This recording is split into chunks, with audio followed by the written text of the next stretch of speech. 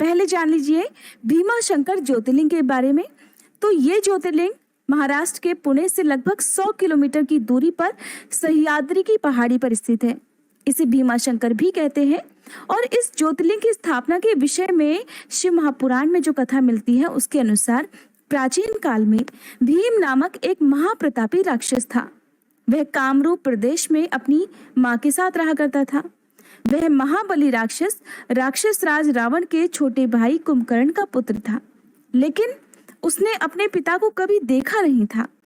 उसके होश संभालने के पहले ही भगवान श्री राम के द्वारा कुंभकर्ण का वध कर दिया गया था। जब वह युवावस्था को प्राप्त हुआ तब उसकी माता ने उसे सारी बात बताई। भगवान विष्णु के अवतार श्री रामचंद्र जी द्वारा अपने पिता के वध की बात सुनकर वह महाबली राक्षस अत्यंत संतप्त और क्रोधित हो उठा। अब वह निरंतर भगवान श्री हरि के वध का उपाय सोचने लगा। उसने अपने अभीष्ट की प्राप्ति के लिए लगभग 1000 वर्षों तक बहुत कठिन तपस्या की। फिर उसकी तपस्या से प्रसन्न होकर श्री ब्रह्मा जी ने उसे लोक विजयी होने का वरदान दे दिया। अब तो वह राक्षस ब्रह्मा जी के उस वरदान के प्रभाव से सारे प्राणियों को पीड़ित करने लगा। उसने देवलोक पर आक्रमण करके देवराज इंद्र सहित सभी देवताओं को वहां से बाहर निकाल दिया। पूरे देवलोक पर अब भीम का अधिकार हो गया। इसके बाद उसने भगवान श्री हरि को भी युद्ध में परास्त कर दिया। श्री हरि को पराजित करने के बाद उसने कामरूप के परम शिव भक्त राजा सुदक्षिण पर आक्रमण करके उन्हें मंत्रियों अनुचरों सहित बंदी बना लिया।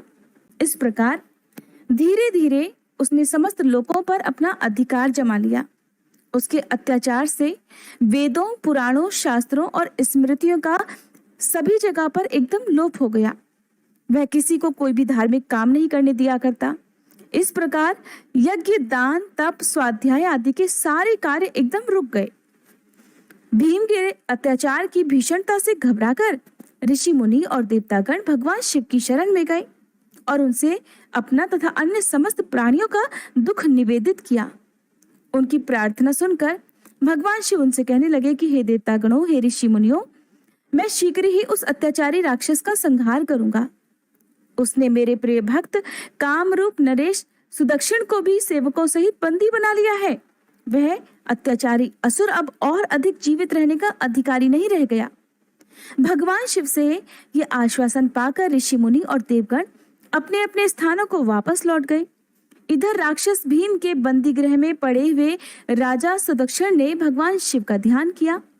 वे अपने सामने पार्थिव शिवलिंग रखकर अर्चना कर रहे थे। उन्हें ऐसा करते देख क्रोध में अंधे हुए राक्षस भीम ने अपनी तलवार से उस पार्थिव शिवलिंग पर प्रहार कर दिया, किंतु उसकी तलवार का स्पर्श उस लिंग से हो भी नहीं पाया कि उसके भीतर से साक्षात शंकर जी वहां प्रकट हो गए और उन्होंने अपनी हुंकार मात्र से ही, केवल हुंकार मात्र से ही उस राक्षस को वहीं जलाकर भस्म कर दिया। भगवान शंकर जी का ये अद्भुत कृत्य देखकर समस्त ऋषि मुनि और देवगण वहां एकत्रित होकर उनकी स्तुति करने लगे। उन लोगों ने भगवान शिव से प्रार्थना की कि हे महादेव, आप लोक के कल्याण के लिए अब सदा के लिए यही निवास कर लीजिए। ये क्षेत्र तो शास्त्रों में अपवित्र बताया गया है। आपके निवास से ये परम पवित्र पुण्य क्षेत्र बन जाएगा। तब प्रसन्न हुए भगवान शिव ने सभी की प्रार्थना स्वीकार कर ली और वह वहां ज्योतिर्लिंग के रूप में सदा निवास करने लगे। उनका यह ज्योतिर्लिंग भीमेश्वर के नाम से विख्यात हुआ। मान्यता है कि भीमाशंकर ज्योतिर्लिंग के दर्शन करने का फल कभी व्यर्थ नहीं जाता। जो भी भक्त यहाँ सच्चे मन से आकर दर्शन करते हैं, उनकी सभी मनोकामनाएं पूर्ण हो जाती हैं।